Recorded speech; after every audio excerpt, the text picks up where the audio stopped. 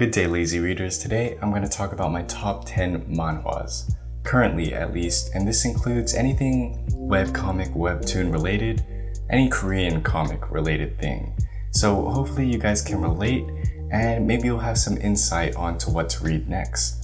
So I have a few honorable mentions, mainly because I think they're great, but they just don't quite make the list. This might actually end up being more like a top 15. First honorable mention would be The God of High School. Now, The God of High School is an action-packed martial arts manhwa with a thick plot. If you read this before, then you know that this manhwa actually has nothing to do with high school. We follow a funny, carefree Jin Mori, a skillful renewal taekwondo practitioner, through his journey to fight the strongest. The characters are fun and the action scenes are amazing. Detailed body mechanics and unique fighting styles is what makes this manhwa shine. The main reason why this didn't make the cut, however, had to do with the pacing and storytelling. The author and artist spent an enormous amount of chapters on scenes, plots, and fights that I feel like don't really matter. It's drawn out, to say the least. Similarly, if you're caught up with the current progression, there's a few characters, I won't mention, that I just hate. So, a great manhwa, but certain wrongdoings has pushed it out of my top 10. Next honorable mention is The Gamer. The Gamer is a great manhwa that follows a smart but silly character as he gains powers to live life as if it were a game. Powering up and getting endlessly smart and strong just like a cheat code makes this an entertaining manhwa to read. Eventually, he is sucked into this world known as the Abyss, and things get complicated. Overall, a great read. Nothing terribly bad about this one. It just doesn't pull me in as much as the others. Another honorable mention is Medical Return. Unlike the other manhwas in this list, it's not so action-based. Rather, the MC we follow is a doctor, one who has lived a poor and suffering life of work. Unbeknownst to him, however, he gets the chance of a lifetime and is reborn, or should I say reawakened, in his younger self. This time he's determined to live a happy and peaceful life, making money and chillin'. Stay away from surgery, MC, go live how you want. Next up, we have Descent of the Demonic Master. A great read, we get a badass MC who's basically a demon lord in his past. Betrayed by his own sectmates, he is killed and reborn. Now we follow his rebirth story as he seeks out a new and peaceful life, while of course recultivating his OPS powers. It's a good mix of the classic rebirth manhwa with slice of life components. This one I can truly see pushing into my top 10 once the main story starts developing more, and we see more badass fight scenes. But because the manhwa isn't quite there yet, it remains here. I know, this is a lot of honorable mentions, but it's simply because the top 10 manhwas here are just that good. Mujang. Mujang? Not entirely sure how to pronounce this one here, but we have an older pre-industrial style martial arts manhwa. The story is compelling, the artwork is decent, but what makes this manhwa shine is the action scenes. Each action scene keeps you on your toes and the drawings are well thought out. Sadly, the ending felt a little premature and the art wasn't good enough to elevate its ranking in my books. Still love it though and would recommend it to anyone. Rooftop Swordmaster. An exciting revenge-bent story where it's literally just revenge. Our MC is wronged by society, snotty brats, etc. until he's blessed with an alien space sword that allows him to become strong. Now he's out to kill everyone, and literally just that. This one is easily a top 10 one for me, but since it's still early in the story, we have to see where it goes to judge it more fairly, but it's sick. Number 10. Slave B. This is a fantastic manhwa. The reason why I enjoyed so much is because the author understands very well how to invoke emotion. The MC we follow is a talented but lowly slave. Socioclass differences is a concurrent theme in this manhwa.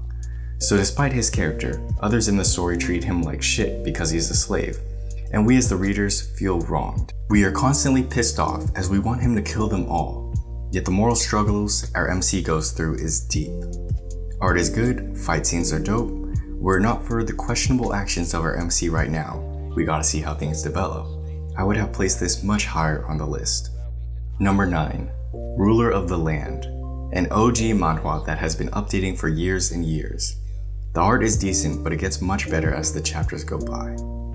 Here we have another Moodum-esque fantasy setting where our MC is a goof. He is obviously talented, but is usually squandered by his skirt-chasing tendencies. As his skills develop, however, we see some truly amazing fight scenes and character development. I'm still waiting to see how much more the plot thickens, but this is a good one. Number 8. Gosu. A fantastic martial arts story about a young Gosu, aka Master, who travels the lands of what seems to be ancient China, seeking revenge for his master. His master was once the strongest, were it not for the betrayal of his close sect members. The MC is hilarious, funny, and goofy. The action scenes are amazing, especially when the MC gets serious. And the pacing is exceptional. The author really knows how to pace a fight and make each and every move seem relevant.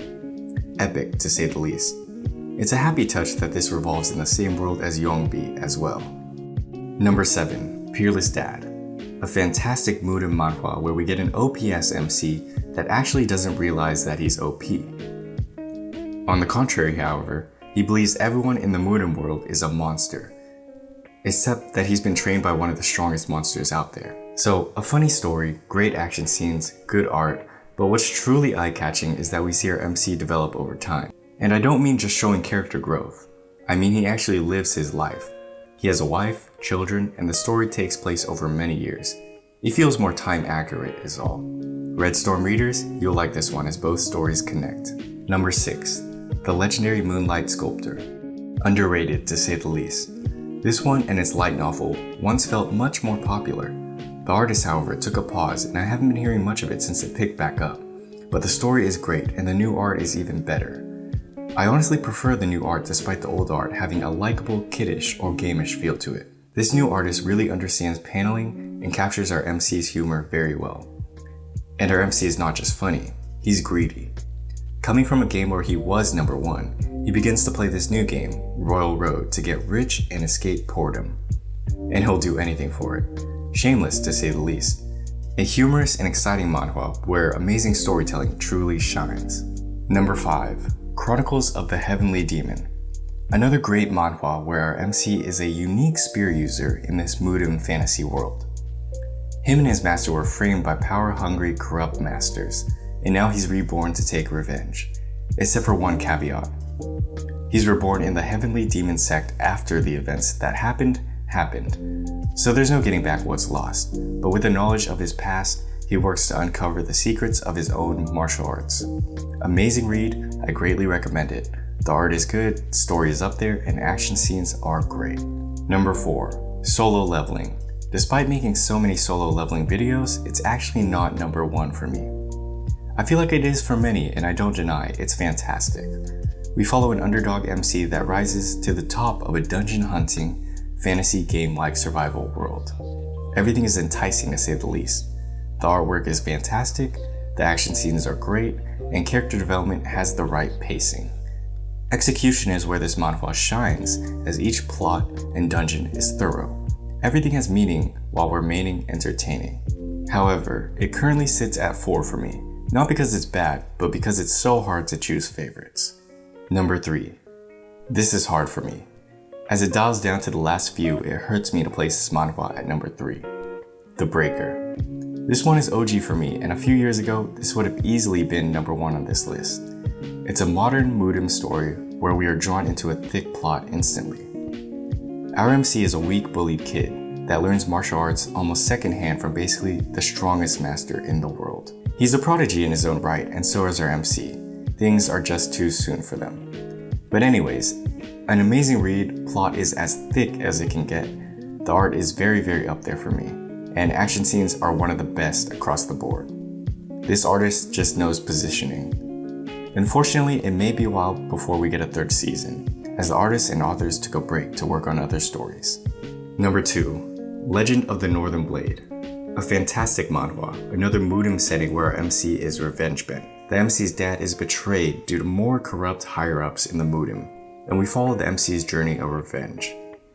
He's not strong at first, he has to hide his strength, but eventually the time comes where he gets to be badass. What really makes this worth reading, however, is the art and action scenes. The art follows a Samurai Jack-esque look while still keeping a Korean style.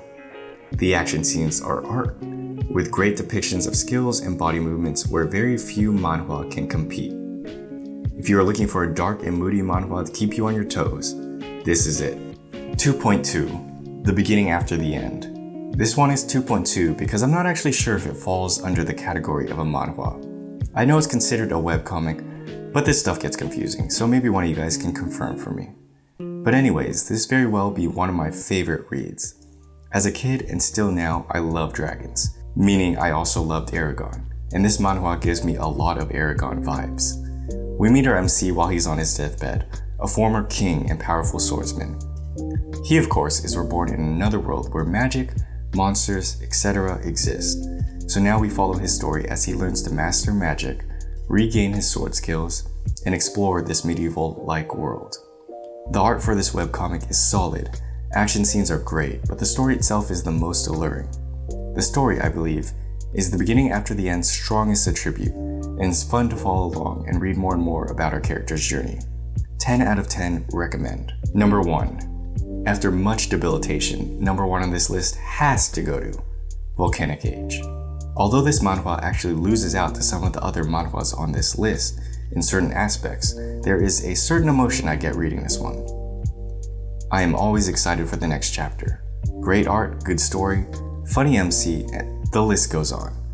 I'm not sure what it is, but the world the author has created, along with the culture of the plum blossom style, tomb diving, secret medicines, monsters, etc. is just so fun. Our MC is not only on a redemption path to live out his life the way he wanted to before he died, but he is also here to save the Mudum from collapsing to the dark heaven. It's enjoyable seeing the MC get stronger and more OP, and I honestly like him being low-key and surprising everyone when he does things only someone with knowledge of the future would do. Anyways guys, that was my top 10 or top 20 manhwas at this very moment. Let me know what your list of top 10 manhwas is and what you thought about mine. Unfortunately, there are a lot of other manhwas out there that I think are great and couldn't include in this video. For example, The Scholar's Reincarnation, Red Storm, etc. But I will be getting to those later. If you are interested in more videos about manhwas, mangas, etc., please do like and subscribe because I will be back.